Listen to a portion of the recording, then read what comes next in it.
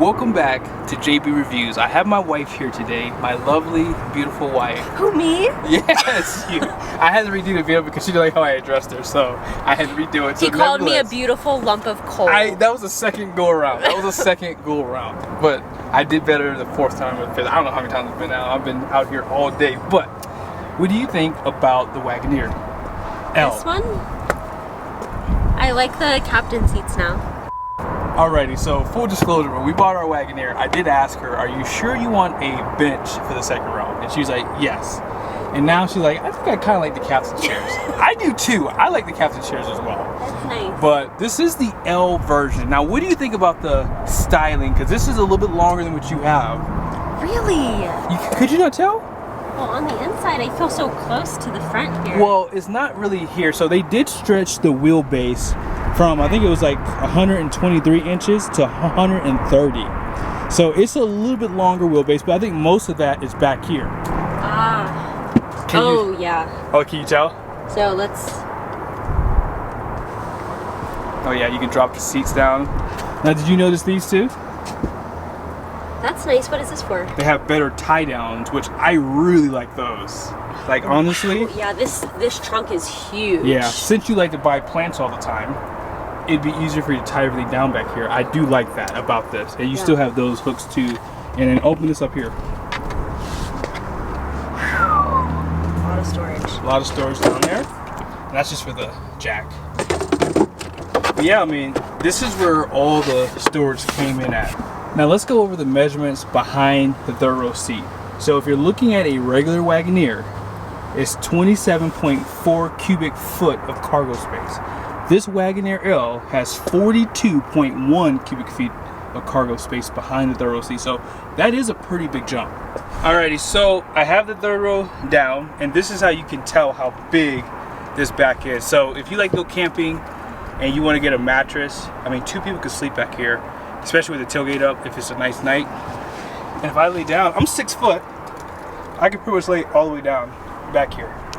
But yeah, the biggest selling point I think for the L is if you have kids that have a lot of gear, or if you need the extra space, obviously this is going to make that happen for you. So you can do a 60-40, so you have basically 6 passengers, 2, 4, 6, yeah, 6, or you have 5 passengers and have a seat down out back and carry some stuff. But let's go ahead and pop the hood really quickly. Now, under the hood of this Wagoneer L, you do have the new inline-6 twin-turbo engine.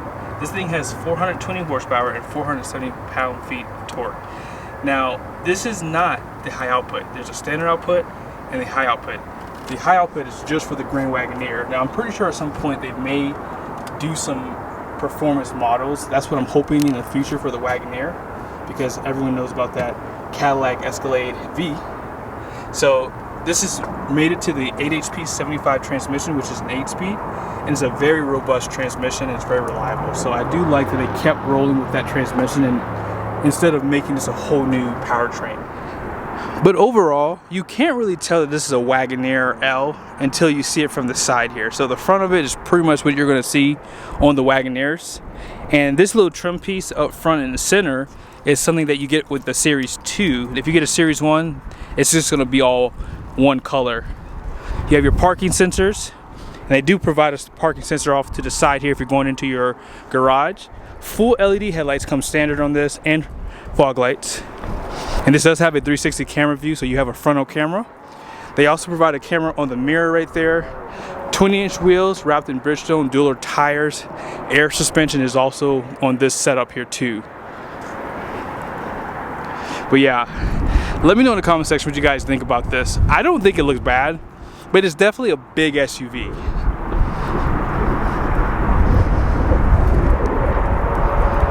And you're gonna have full LED tail lights.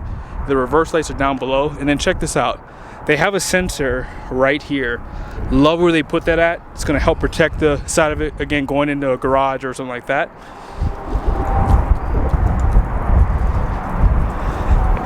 And then you have the L badge right there. And here's just one more look at the color and the shade there. This is the Baltic Gray. And while we're on that note, let's go ahead and check out the window sticker so you guys can see all the options and standard equipment. So this isn't the window sticker for the truck in the review, but They're identical with the options, and the paint is the same charge here, $645. But base price is $71,080. And here's just a short listing of some of the standard equipment that continues up the top here. And then here are all the options. Destination is $2,000 with a total price of $79,015. And here is the MPGs for highway and city. So smart key system is on the front doors here. It's not, however, on the back doors. So just keep that in mind. All you have to do is just hit right there to lock it, and then slide your hand in to unlock. Beautiful door card here. A lot of nice soft touch, even down right there. It's all wrapped in leather. You have a fake wood trim piece here, aluminum styling, seat memories. And here's all the controls for the windows. They also have a power steering column. However, I do not see that you can automatically close the mirrors. Electronic parking brake, and then here's some of the controls for the seats. You can move the lumbar up and down, which gives you more adjustments. You have power pedals down below as well. And this does have a digital gauge cluster, and you have the 10.1 screen here. If you hit the button here, put your foot on the brake, it'll start everything up. And something that I learned from one of the salespeople here at Knoxville, special shout out here at Larry H. Miller, if you push the buttons like this, they do work a lot better. We have ventilated seats, heated steering wheel. All these things come standard on a Series 1. And so dual climate control, and here are some of the features. So if you hit the home screen, you have these widgets, so you can customize this too. So if you want to see something different in this screen here, as opposed to the navigation, you can pick and choose what you like there. And if you want to use something different from these controls for the seat controls and steering wheel, they do have it up top there too. And navigation is right here.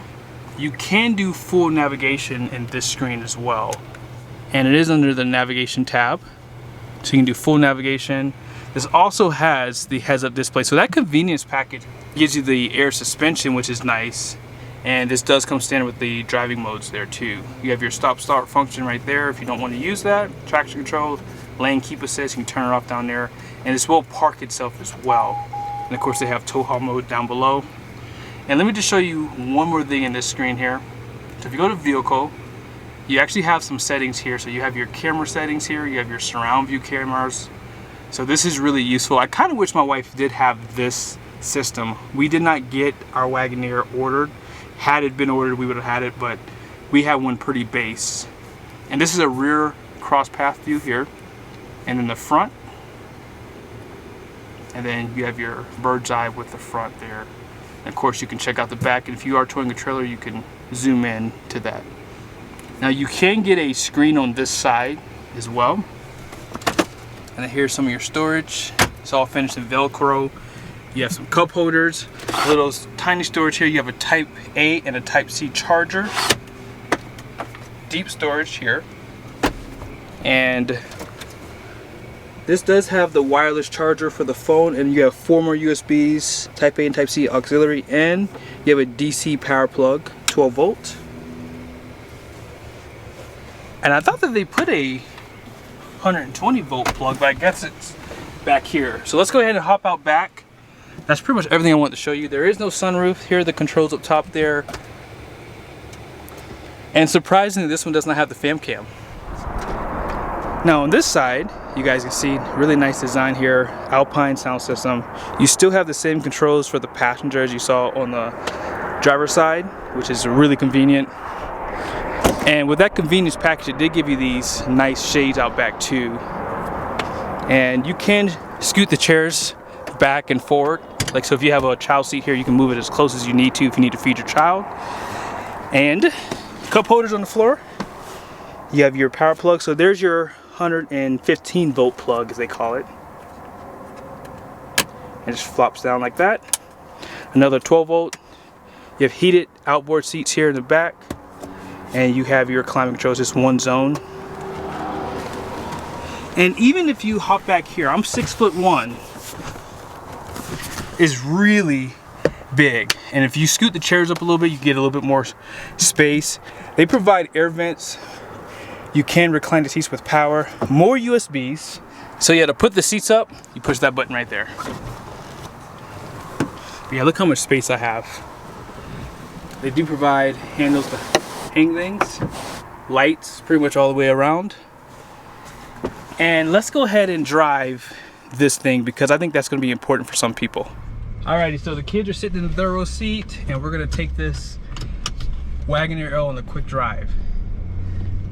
So having the air suspension, I want your thoughts too on this because you don't have this actually. Okay. Oh wow. Whew. It feels a little peppy. You just don't have that V8 sound anymore.